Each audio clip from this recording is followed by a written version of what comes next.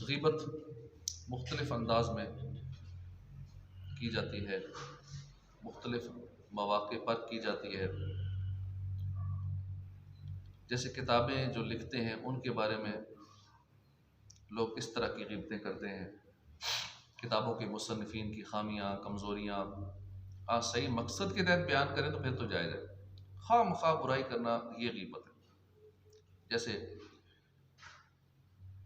इंशा परदाज़ी के फ़न में कोरा है, इसकी तहरीर जो है ना बोरियत वाली है, ज़रा सी तारीफ़ होने पर भूल गया, ख़ुद को तहरीर के फ़न का इमाम समझता है, उर्दू की चंद किताबें पढ़ ली, मुसन्निफ़ बन गया, किसी का मवाद चोरी करके ना अपने नाम से मंसूब कर देता है, दूसरों की किताबों का चरवा उतार लेता है। इसे किताब पर अपना नाम अलक़ाबात के साथ लगवाने का बड़ा शौक़ है। इसकी तहरीर जानदार नहीं है, इसने किताब में मौजू से हट कर मवाद बहुत डाल दिया। उर्दू जुमले दुरुस्त नहीं है, इसके जुमलों में रब्त नहीं है। इस मौजू पर लिखने की क्या ज़रूरत है? इसका अपना एक भी जुमला नहीं होता, ये औरों से लेता है जुमले और अपने नाम से छाप देता है। इतनी रद्दी किताब है, इससे अच्छा था कि ना ही लिखता, इससे अच्छा तो मैं खुद लिख सकता हूँ, आता जाता कुछ नहीं, बस किताबें लिखने बैठ जाता। तो ये बातें लोग करते हैं उनके बारे में जो किताबें लिखते हैं। हालांकि किताब लिखना कोई आसान काम नहीं होता, बड़ी मेहनत करनी पड़ती है और ये लोग कितने और काम छोड़ के ये काम करते हैं। एक हाजी साहब मेरे साथ थे हज पे, मैं उनसे जुमरात को मुलाकात हुई तो उन्होंने मुझे अपनी इतनी मोटी किताब दिखाई कुरान और हदीस के हवाले से, कहा ये 17 जिल्दें इसकी मेरी आ चुकी हैं। अब उससे पहले मुझे पता नहीं था, 40 दिन उसने मेरे साथ गुजारे, इकट्ठे रहे, ये भी उसने लोगों को नहीं बताया आलिम हो, तो मैं पहचान गया बातों से और अंदाज से कि वो इस मकाम पे हैं, उस्तादुल उलमा, एक जामे के नाज़म भी प्लस उलमा के उस्ताद भी, और वहाँ ऐसे रहे कि जैसे बिल्कुल कुछ भी नहीं, ना तारुफ करवाया, ना ऐसे कमरे वाले बाकी लोग भी जो बगैर दाढ़ियों वाले भी है, इस टाइप के लोग भी ना, उनको वैसे ही झल्ला कल्ला समझते।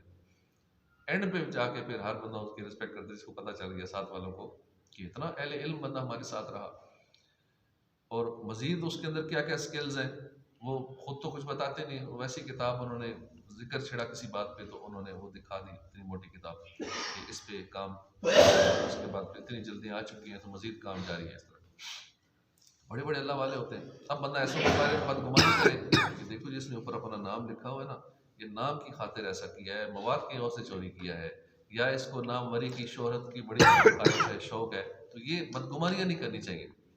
जिसने भी किताब लिखी है किसी तरह वेबसाइट के हवाले से, हम चूँकि कोई बात छोड़ते ही नहीं ना, जो भी चीज़ देखी उस पर ग़ीबतें लाजमी करनी होती है।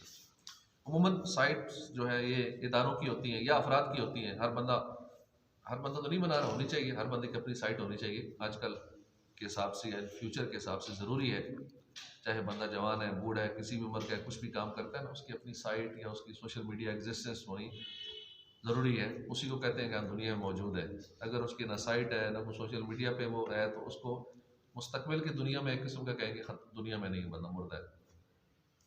तो इदारों की भी साइट होती है, हर बंदे की ज़ाती भी साइट हो सकती है, होती भी है लोगों की। अक्सर व बेशतर साइट का मालिक मुअय्यन और मालूम आदमी नहीं होता, लिहाजा ग़ीबत जब भी होगी जब मुअय्यन और मालूम फ़र्द या अफराद की जाए। हाँ, अगर मालूम है कि ये वेबसाइट फ़लाँ मुसलमान की है और बिला इजाज़त शरई बुराई बयान की, उसकी बुराई बयान की, नीज़ जिसके सामने बुराई बयान की वो भी समझ रहा है कि फ़लाँ बंदे की बुराई बयान हो रही है।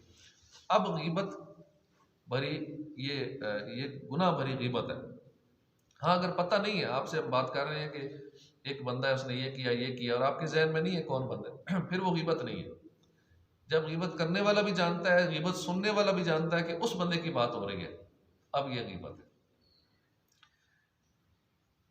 फलां ने बेकार वेबसाइट बनाई, बड़ी देर से खुलती है, कलर और डिज़ाइनिंग अच्छी नहीं है, लोगों कहीं से चुरा लिया है, फ्री होस्टिंग पर बनाता है, कंजूस है, इसे पैसे खर्च करने नहीं आते। ठीक है, सारी वेबसाइटें अच्छी नहीं होती, लेकिन उस पर ग़ीबत करना भी, अब यहाँ किसी को यह तवज्जो भी ना जाए कि वेबसाइट पे मैं किसी की ग़ीबत कर रहा हूँ, ये साइट अच्छी नहीं है, देर से खुल रही है। ठीक है, देर से खुलती है, अच्छी नहीं बनी होगी, सस्ती बनाए तो यही होता है, चंद हज़ार में बनती है, लाखों में बनती है, ज़्यादा खर्चा करें तो ज़्यादा वो होती है, जल्दी खुल जाती है। लेकिन इस पे गीबत उमूमन लेकिन खुलती नहीं, कैसी इसने सेट बनाई है, अच्छी नहीं है, ये सेटिंग यूँ होनी चाहिए थी। तो बेशुमार गीबतें सिर्फ वेबसाइट के हवाले से की जाती हैं। इसी तरह सफ़र मदीना के दौरान हरमैन तैयबैन, मिना शरीफ वगैरह में नीज़ मदारिस और मसाजिद के इस्तंजा खानों पर भीड़ के मौके पे सब्र करना चाहिए। लोग हज पे गए होते हैं और वहाँ मिना और अरफात में इतनी मुकद्दस जगहों पे गीबतें, बेसब्रियाँ, जो अंदर गया हुआ है उसके बारे में गीबत है, अंदर गया हुआ है 10 मिनट हो गए निकल नहीं रहा, पीछे देखता नहीं, 50 बंदों की लाइन लगी हुई है। अब हाजी है, हज करने गया हुआ है और मिना में है, अरफात में है, मस्जिद नबी में या उधर हरम शरीफ में है, मक्के में है, लेकिन अंदर वाले की गीबतें कर रहे हैं बाहर खड़े होकर। यानी वहां भी नहीं सोचते कि किस मुकद्दस मकाम में, वहां तो एक गुनाह 1 लाख है, वहां भी गुनाह कर रहे हैं, आवाजें लगा रहे होते हैं, बार बार दरवाजा खटखटाते हैं और कई तो लड़ पड़ते हैं। जैसे ही बंदा अंदर से निकला ना, क्योंकि दुनिया भर के लोग होते हैं, हर मिजाज के होते हैं, गुस्से वाले भी होते हैं, वो लड़ पड़ते हैं अगले से, कई तो हाथापाई कर शुरू कर देते हैं, हाथ चलाते हैं अगले में। लेकिन कई सबर वाले होते हैं, कोई मार भी दे तो वो सबर कर दे, भाई मुकद्दस जगह आए हुए हैं, यहाँ पे हमने बोलना कुछ नहीं है। वहाँ लड़ाइयाँ हो जाती है, ज़रा सी देर लगाएंगे बाथरूम में, ऐसा भी होगा जो बाहर निकलते ही लगा देगा कि तुम इतनी देर से मैं बाहर खड़ा हूँ, तो तुमने इंतज़ार हमें करवाया। अंदर बैठ गए और बाहर से गुस्से से आवाज़ें भी लगाते हैं, कई बड़े हर तरह के जलाली लोग भी होते हैं। अंदर बैठने वाला बेचारा वैसे ही टेंशन में, शरीफ आदमी टेंशन में आया होता है।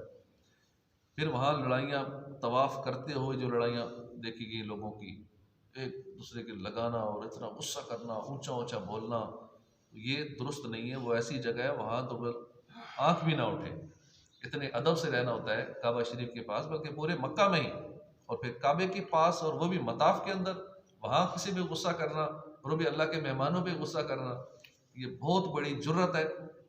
अल्लाह का जलाल अगर आ गया ना, तो फिर बड़ा बड़ा उसके कारो गजब का शिकार हो सकता है ऐसे में।